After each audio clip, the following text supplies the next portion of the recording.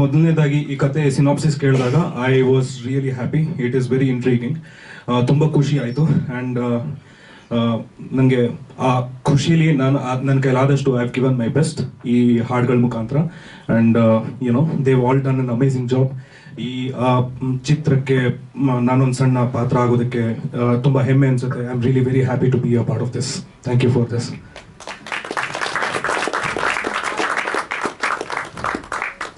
Hello everyone, very welcome to the trailer launch of our film. I'm extremely happy to see my friend's film being ready right now, and all of you are here to watch it, to encourage, to support.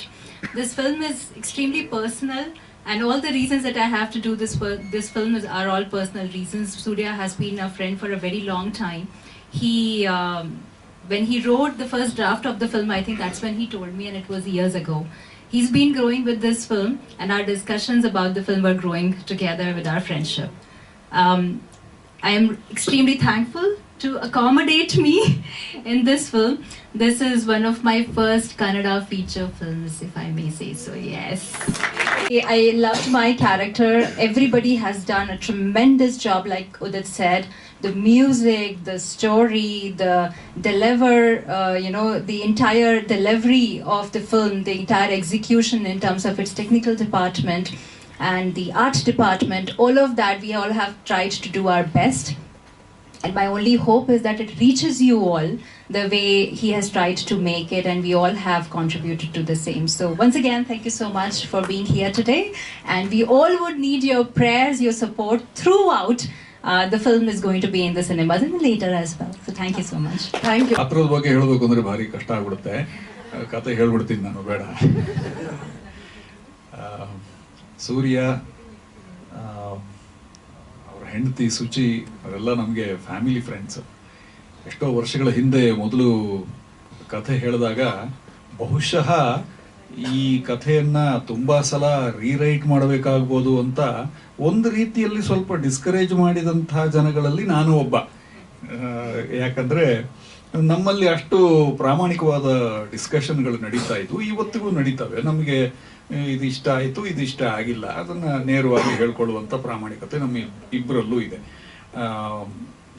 ಆದರೆ ಇವತ್ತು ನನಗೆ trailer ನೋಡಿದ ಮೇಲೆ ಅನ್ಸಿದ್ದೇನೆಂದ್ರೆ, finally ಅದು ಗಜಗರ್ಭ ಕೂಡ ಅಲ್ಲ.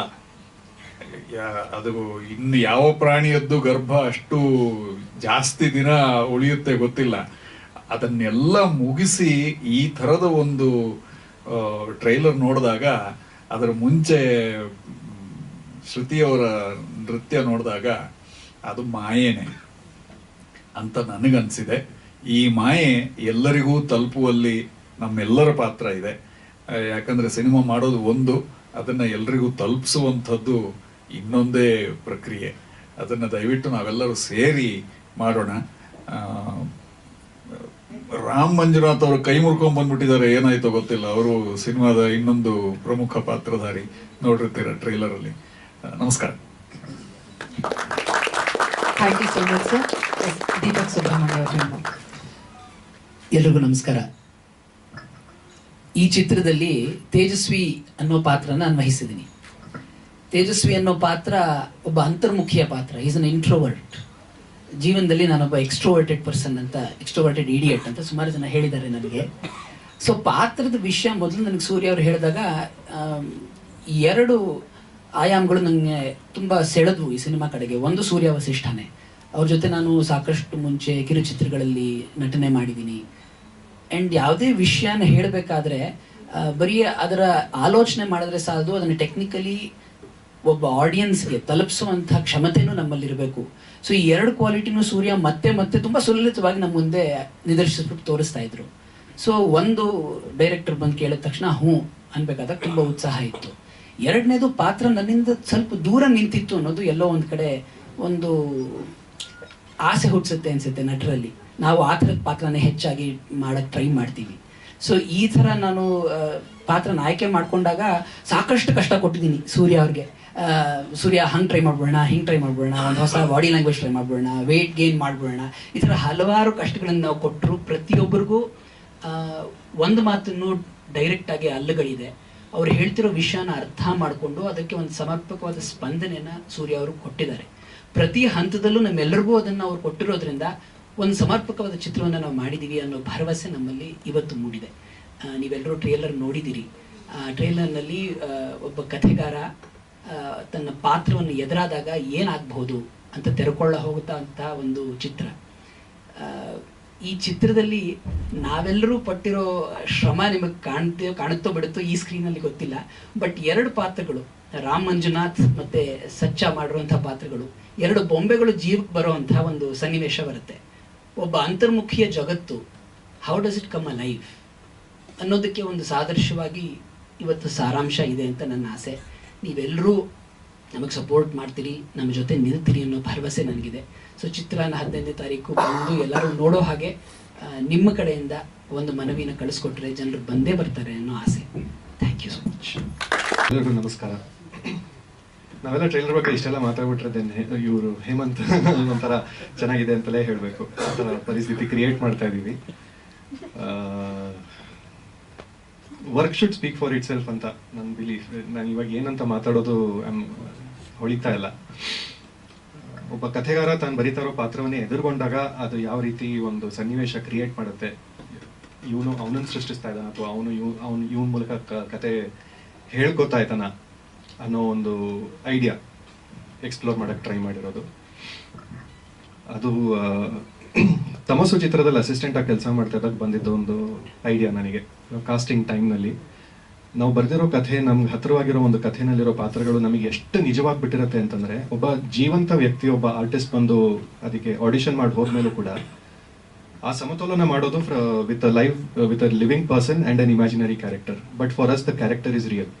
So idea ನನಗೆ ಅಲ್ಲಿಂದ ಒಂದು ಸೀಡಾಗಿ ಉಳ್ಕೊಂಡಿತ್ತು. ಕೆಲವು ವರ್ಷಗಳ ನಂತರ ಅದು ಒಂದು ಸ್ಕ್ರಿಪ್ಟ್ ಆಗಿ ಬದಲಾಯಿತು.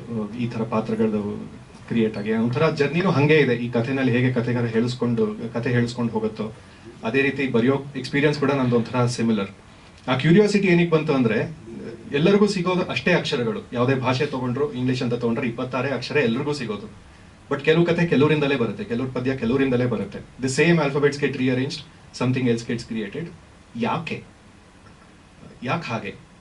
ಸೊ ಅದು ನಾವು ಸೃಷ್ಟಿಸ್ತಾ ಇದ್ವೋ, ಅದು ನಮ್ಮನ್ನು ಆಯ್ಕೆ ಮಾಡ್ಕೋತಾ ಇದ್ದೀವಿ. ಒಂದು ಎಳೆನಲ್ಲಿ ಕಥೆ ಶುರುವಾಗಿದ್ದು ಈ ಚೌಕಟ್ಟಿನಲ್ಲಿ ಒಂದು emotional drama. At the end of the day ಅದು ಎಮೋಷನ್ ಮೇಲೆನೆ ಹೋಗುವಂತ ಸಿನಿಮಾ.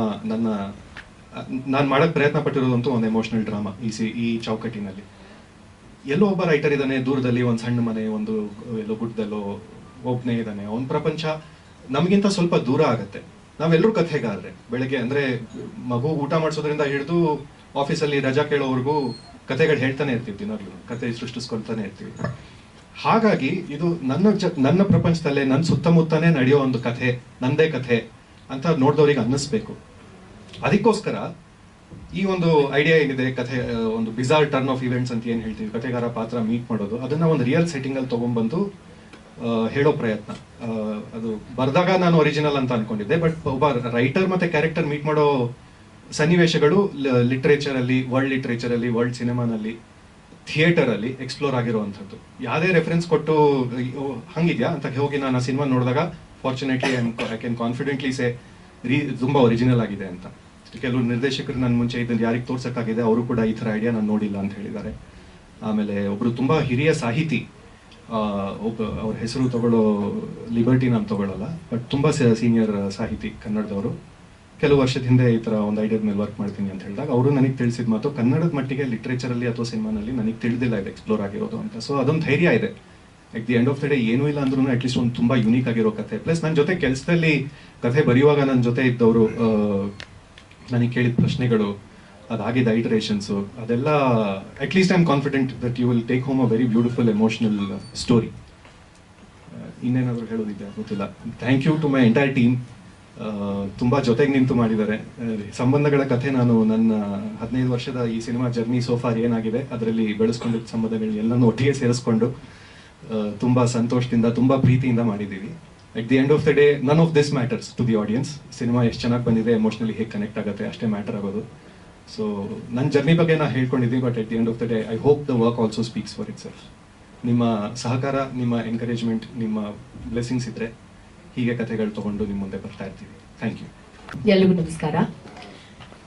ನನ್ನ ಪಾತ್ರದ ಹೆಸರು ಮಾಯಾ ಮಾಯಾ ಮಾಯಾ ಮಾಯಾ ಅಂತ ನಾವು ತುಂಬ ಕೇಳಿದ್ದೀವಿ ಇವತ್ತು ಬೆಳಗ್ಗೆಯಿಂದ.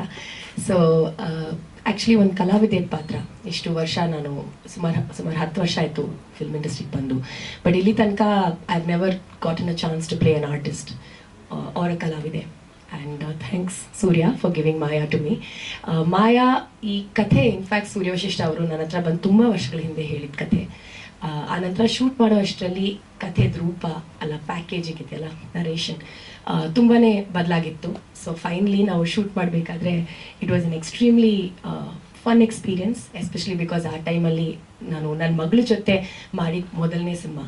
ಸೊ ಜಾನ್ಕಿನ ಲಿಟ್ರಲಿ ನಾನು ಮತ್ತು ನನ್ನ ಹಸ್ಬೆಂಡ್ ಅಲ್ಲ ನಮ್ಮಮ್ಮ ಸೆಟ್ಟಿಗೆ ಕರ್ಕೊಂಡ್ಬಂದು ಒಟ್ಟಿಗೆ ಒಂದು ಒಂದು ಒಂದು ಒಂದು almost like one family situation on one side and a professional situation on the other.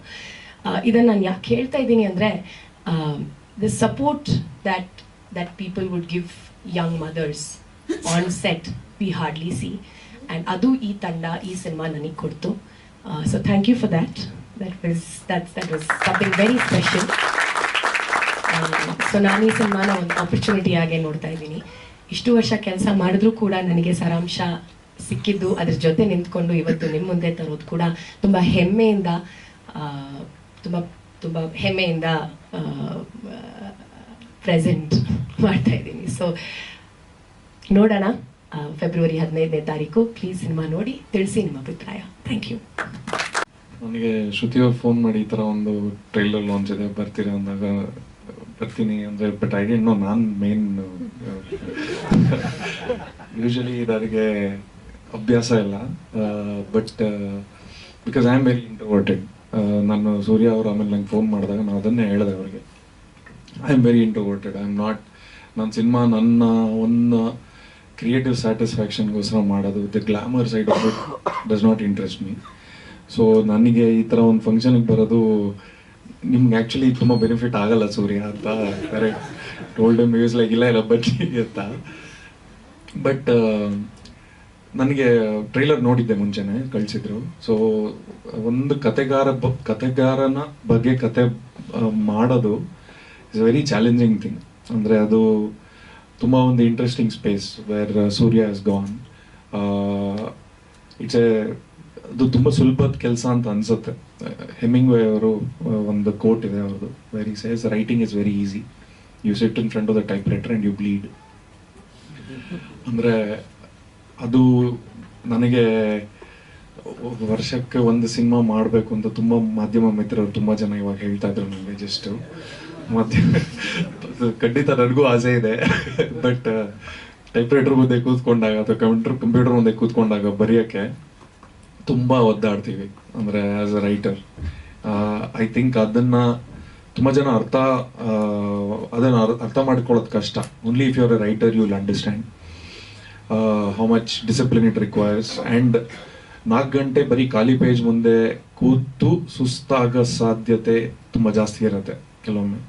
So ಅದು ನನಗೆ ತುಂಬ ಹಿಡಿಸ್ತು, ಆ ಸ್ಪೇಸ್ನ ಎಕ್ಸ್ಪ್ಲೋರ್ ಮಾಡೋಕ್ಕೆ ಹೊರಟಿದ್ದಾರೆ ಅಂತ. ಪ್ಲಸ್ ಒಂದು ಕ್ಯಾರೆಕ್ಟರ್ ಜೊತೆ ಒಂದು ರೈಟರ್ದು ಮಾತುಕತೆ ಆಗತ್ತೆ ಅನ್ನೋದೇ ಥಾಟೇ ತುಂಬ ಇಂಟ್ರೆಸ್ಟಿಂಗ್ ಇದೆ. ಆ್ಯಂಡ್ ಸೂರ್ಯ ಅವ್ರು ಹೇಳ್ದಂಗೆ ಇಟ್ ಈಸ್ ಎಲ್ಲ ಥರ ಕಥೆಗಳು ಬಂದಿದೆ. ಅದು it's not about originality, it is about what take he has. And it is very interesting. It's a very interesting take. ಯಾಕೆಂದರೆ ತುಂಬ ಅಟ್ಯಾಚ್ಮೆಂಟ್ ಡೆವಲಪ್ ಆಗುತ್ತೆ. ನೀವು ನಿಮ್ಮ ಕ್ಯಾರೆಕ್ಟರ್ಸ್ ಆಗ್ತೀರಾ. ನಾನು ಬರೀಬೇಕಾದ್ರೆ ನನ್ನ ಕ್ಯಾರೆಕ್ಟರ್ಸ್ ನಾನು ಆಗಿದ್ದೀನಿ. ಸೊ ಅದು ಗೋಧಿಬಣ್ಣ ಆಗಿರ್ಬೋದು, ಕವಲುದಾರಿ ಆಗಿರ್ಬೋದು, ಅಥವಾ ಸಪ್ತ ಆಗಿರ್ಬೋದು, ಪ್ರತಿಯೊಂದು ಕ್ಯಾರೆಕ್ಟರ್ನು ನಾನು ಅಂದರೆ ನಾನು ಅವ್ರ ಜೊತೆ ಮಾತಾಡಿದ್ದೀನಿ. ಅವ್ರದ್ದು ಇನ್ಸೆಕ್ಯೂರಿಟೀಸ್ ನಂಗೆ ಗೊತ್ತು. ಸೊ ಆ ಸ್ಪೇಸಲ್ಲಿ ಇರ್ತೀವಿ. ಸೊ ಅದನ್ನು ಎಕ್ಸ್ಪ್ಲೋರ್ ಮಾಡೋದು ತುಂಬ ಇಂಟ್ರೆಸ್ಟಿಂಗ್ ಅಂತ ಅನ್ಸುತ್ತೆ. ಆ್ಯಂಡ್ ತುಂಬ ಧೈರ್ಯ ಬೇಕು. ಅಂದರೆ ಯೂಶಲಿ ಹೋಗಿರೋ ಜಾಗಕ್ಕೇ ಹೋಗಿ ಸಿನಿಮಾ ಮಾಡೋದು is usually how an industry functions. ಹೋಗಿಲ್ದೇ ಇರೋ ಜಾಗಕ್ಕೆ ಹೋಗಿ ಕತೆ ಮಾಡೋದು, ಅಥವಾ ನೋಡಿಲ್ದೇ ಇರೋ ಜಾಗಕ್ಕೆ, ಅಥವಾ ನಾನು ಹೇಳ್ತಾ ಇರೋದು ಎಮೋಷ್ನಲ್ ಸ್ಪೇಸ್ ಅಥವಾ ಕತೆ ಇರೋ ಶೈಲಿ, ಅದು ಒಂದು ಹೊಸ ಜಾಗಕ್ಕೆ ಹೋಗಿ ಕತೆ ಮಾಡೋದು is a very risky thing for everybody.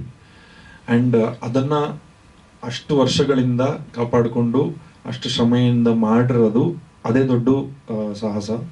And I congratulate the entire team and Surya for that. Cinema ಮಾಡೋದು ಇವತ್ತಿನ ಕಾಲಮಾನಕ್ಕೆ ಈ ಥರ ಸಿನಿಮಾ ಮಾಡೋದು ಬಹಳ ಕಷ್ಟ. ನಮ್ಮ ಆಡಿಯನ್ಸ್ ಅಟೆನ್ಷನ್ ಜೊತೆ ನಾವು ಅಟೆನ್ಷನ್ಗೋಸ್ಕರ ತುಂಬ ಹೋರಾಟ ಮಾಡಬೇಕಾಗತ್ತೆ. ಆ್ಯಂಡ್ ಅಂದರೆ ಕಾಂಟ್ರವರ್ಷಿಯಲ್ ಆಗಿ ಏನು ಹೇಳೋಕ್ಕೆ ಇಷ್ಟಪಡಲ್ಲ, but things like Instagram reel ಜೊತೆ ಕಾಂಪಿಟೇಷನ್ ಇದೆ ನಮ್ದು ಇವತ್ತು, ಬಿಗ್ ಬಾಸ್ ಜೊತೆ ಕಾಂಪಿಟೇಷನ್ ಇದೆ ಇವತ್ತು. ಅಂಥವ್ರನ್ನ ಒಂದು ಕತೆ ಬಂದು ಅನುಭವಿಸಿ ಆ ಥರ ಒಂದು ಸಿನಿಮಾ ಮಾಡ್ತೀವಿ, ಆ ಥರ ಒಂದು ದಿಕ್ಕಲ್ಲಿ ಹೊಸ ಥರ ಪ್ರಯತ್ನ ಪಡ್ತೀವಿ ಅನ್ನೋದು ತುಂಬ ಧೈರ್ಯ ಬೇಕು. ಸೊ ಐ ಹೋಪ್ ಈ ಥರ ಪ್ರಯತ್ನಗಳಿಗೆ ಮಾಧ್ಯಮದಿಂದ ಮತ್ತು ಸಿನಿಮಾನ ಯಾರು ಇಷ್ಟಪಡ್ತಾರೆ, ಯಾರು ಪ್ರೀತಿಸ್ತಾರೆ ಅಂಥವರು ಸಪೋರ್ಟ್ ಮಾಡಿ ಯಶಸ್ಸು ಕಾಣಿಸ್ಲಿ, ಯಶಸ್ಸು ಕೊಡಲಿ ಅಂತ ಹಾರೈಕೆ ಮಾಡ್ತೀನಿ. Thank you so much.